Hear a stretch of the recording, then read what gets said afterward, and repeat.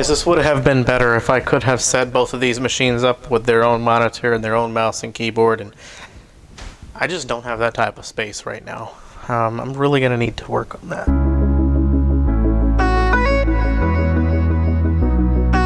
Hey guys, it's me again. I think I want to do something a little bit different this time.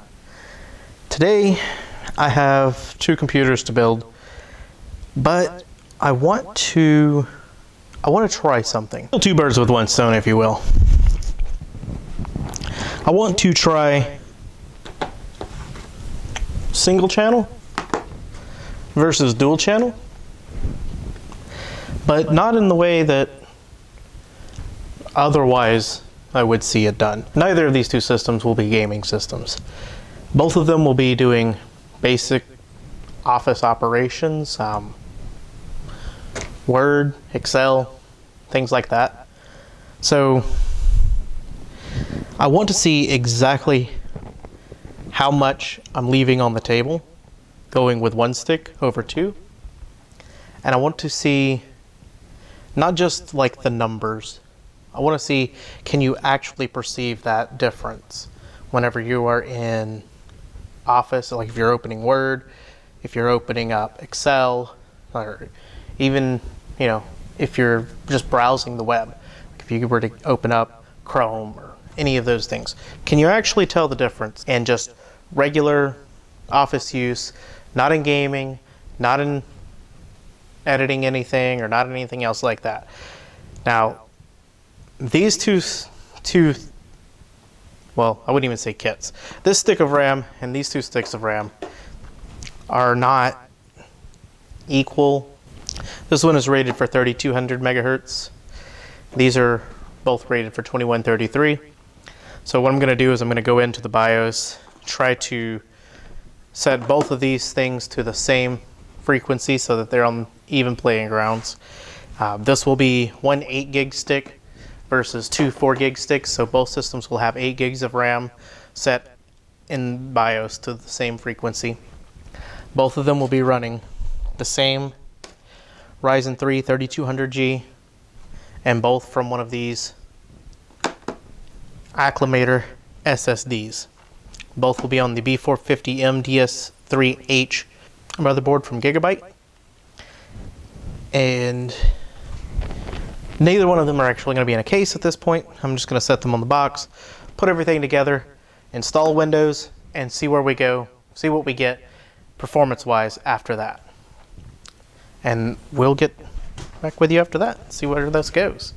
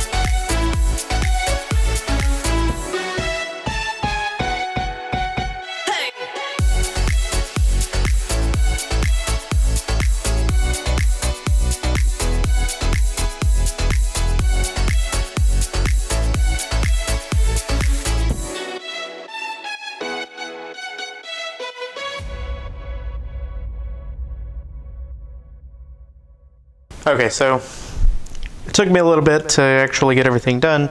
I had to end up doing some troubleshooting on this board over here. It didn't want to boot at all, no response at all.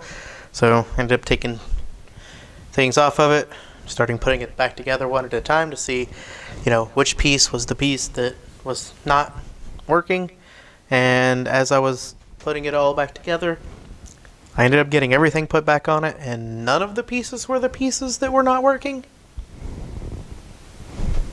But hey, it's working now. So anyways, we got that put together, and we got the other one put together. We went ahead and installed Windows on both machines. I've got Office installed on both machines. And I have to say, installing Windows to both of these machines, I kind of feel like this one was a little bit faster, but that's probably just me knowing that this one is the one that's running in dual channel and probably being a little biased, because if it was faster, it wasn't by much. Installing Office on both machines took about the same amount of time. Going into the settings and going into the what do they call it in Windows? It's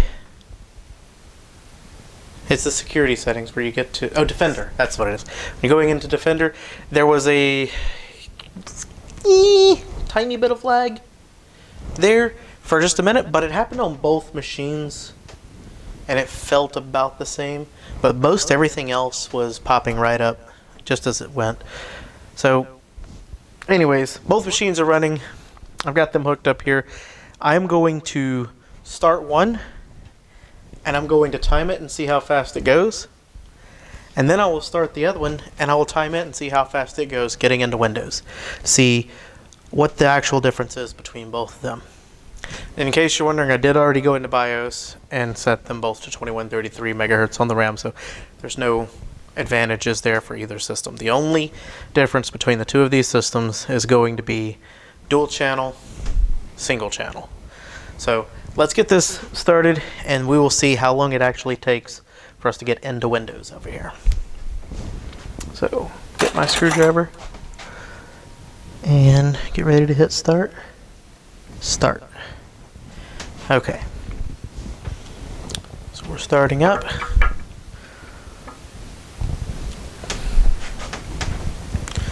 We're at 10 seconds.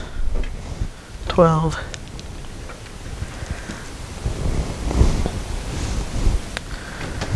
Alright, so what is that? 19 seconds.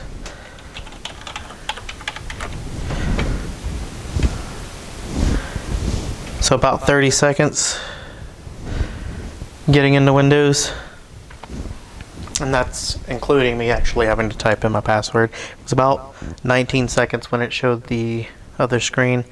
Typed in my password for a few seconds, and then got into Windows, and then it was 30 seconds. So about 30 seconds is where we're going with this one. I'm going to go ahead and leave that one running, because what I want to do now is I want to switch over to the other system and see how quickly I can crank up this one.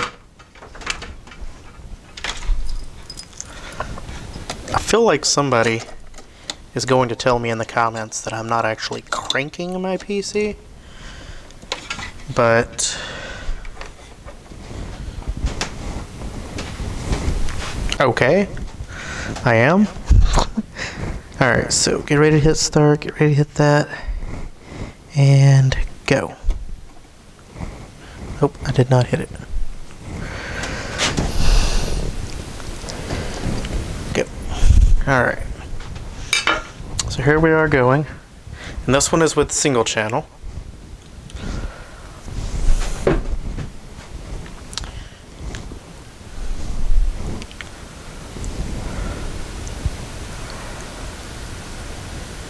Alright, that's still right at...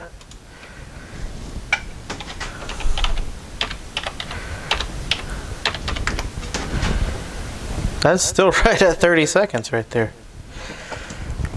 If anything, this one might have been slightly faster, which makes 0 sense to me, but okay. So I'll hit Word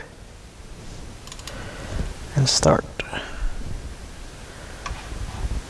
Word is loaded. 5.23 seconds. And I'm not going to worry about getting past this first things. I don't really care about all that. I should have actually done that before I got started. My bad. Alright, so we'll say 5.23 seconds. Because we're not going to include the little welcome message that says, welcome for the first time opening Word. I should have actually opened that to start with. So, reset that. 5.23 seconds. So let's go find Word again. Get ready to hit the start button.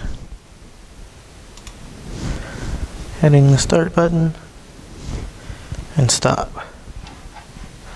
Okay, so this one comes out to 3.92 seconds. So that is 1.3 seconds faster opening Word. Would I really notice that? I can't say for sure, but it is at least something. Let's try opening Access now. Well, dang, that basically opened straight up. I thought that would take longer. We'll call it 2.4 seconds. Okay, 2.4 is good enough for me. Let's switch back to the other one and see if this one is in the ballpark of 2.4 seconds. Opening Access. Getting ready to open up Access. Start. Well, that was the same. Exactly the same. Let's try Excel. Well, none of them are suffering. Why is nothing suffering? Alright, so basically what I'm finding here is that for the handful of programs that they're actually going to use in the space where these two systems are actually going to be deployed at, there really isn't a huge difference. 1 to 2 seconds here and there. Some of that may have just been my own error from not being able to hit start quick enough or stop quick enough. I mean, again, like I said, if you're trying to put this together, you're doing an entry-level gaming machine and you want to, 720p, low settings on something, CSGO or something like that, you still want to do dual channel. You don't want to try and limit yourself there. You want to try to get as much out of it. So it's only a couple of extra bucks to get 2 4 gig sticks versus getting 1 8 gig stick. Well, at least the last time I looked it was. I gotta be careful with how I say this though, because if your motherboard only has 2 slots in it and you get 2 4 gig sticks, that means that for you to upgrade from 8 gigs to a higher 16 or anything like that, you're going to see all of the RAM that's in your machine. If you have 4 slots for RAM and you get 2 4 gig sticks, you've got 8 gigs, and you want to upgrade that to 16 gigs, you buy 2 more 4 gig sticks, drop them into the machine, and now you have 16 gigs of RAM.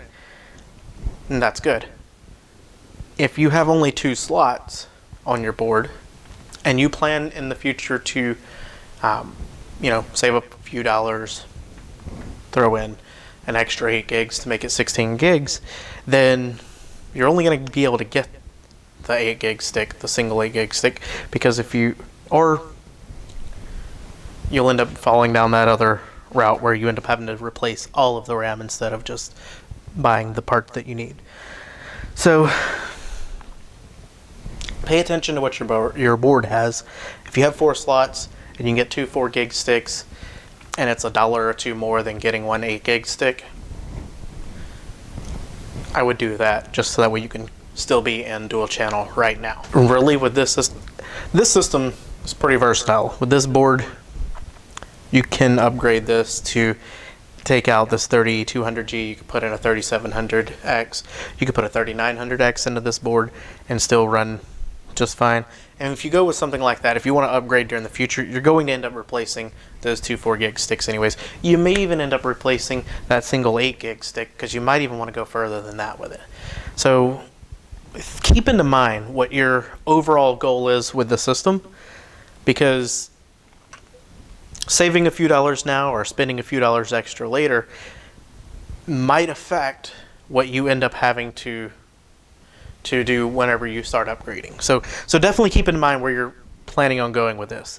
If you're not planning on upgrading this system ever, then hey, the two 4 gig sticks, even if you're in a 2-slot system, will still be fine because you were never going to upgrade it anyways. You were only using this long enough to get to whatever the next release is.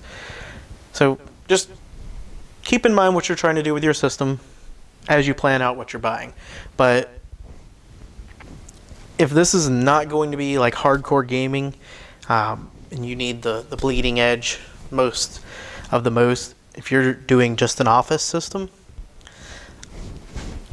I think you can pretty much get by with single channel if that's what you need. So what I want to try now though is I want to take this system and turn it off. I'm going to pop one of those sticks out, and I want to see how this responds with 4 gigs of RAM in single channel. We'll see how that goes as soon as I shut this off. Pop out the extra stick. I want to run this timer again, starting up the whole system, which actually is going to tell me that the RAM has changed. I have to start it first and then come back.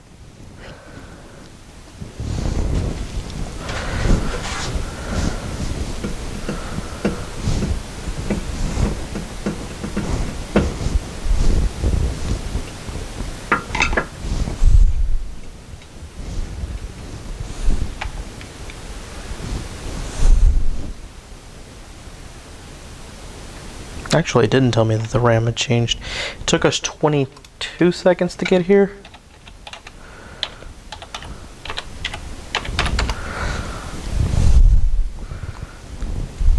$33 seconds to log in. So it took us 22 seconds to get to the login screen this time instead of 19 seconds. So that added 3 seconds to that. And then it was about 30 seconds after I typed in my password and logged in. Now it's at 33 seconds. So consistently, about 3 seconds were added to that. So let's open up Word. And go. 2.42. And that's still probably just me being slow clicking it, because that came right up. Excel. 144. I think that's more accurate because I just clicked straight through it. Okay. What if I open up Access now? Go. It's still going pretty fast. I don't think that any of this Office stuff here. Let me try to open up Explorer, Store, everything all at one time and see what happens. That's asking me to log into an email account. I don't really want to do all that. But it's still just popping right up. Even... Wow. So, I don't know. In average uses, I don't think we're really getting into a point where we're reaching, I guess, beyond what this can actually offer us. I don't think that we're throwing enough stuff at this thing that having 1 stick or 2 sticks being between 4 or 8 gigs is actually affecting what's coming up over here on this. We're opening up Word, opening up Excel, Access. I even clicked on all of the buttons at the bottom, so that was Edge, a Explorer window, the Microsoft Store, and the Windows 10 Mail client. Popped up all of those even as I clicked them all at the same time, just like that. Of course, I'm not connected to the internet, so it's not bringing up an actual web page, but if I did connect it to the internet, that wouldn't be a fair assessment of what is actually going to be seen out there, because the internet here is just complete garbage. I basically just keep all this plugged in so that I have access back to my server at this point. So aside from that, I'm not really seeing a downside necessarily for going with that in this particular setup. So I think that's what we're going to do. We'll go ahead and drop these 2 boards into the cases that I got for them, hook everything up, and go from there with it. But I thank you guys for following along with me on this journey here. Like I said, this is a bit different from what I see in most other cases of comparing these things. We look at benchmarks We look at actual gameplay and things like that in most cases, but neither of these two systems are going to be needing to do any of those things. And for basic everyday use that's not gaming related, we seem to be doing all right just like this. So I think that's what we're going to go with. Thank you for watching this video. If you like what you see, give it that thumbs up. If you dislike what you see, give it the thumbs down. If you want to see something different, let me know. If you have any other questions or comparisons that you want to see done, let me know about that in the comments below, and I'll try to get that done for you. Y'all have a good one, and I'll catch you in the next video. Thank you.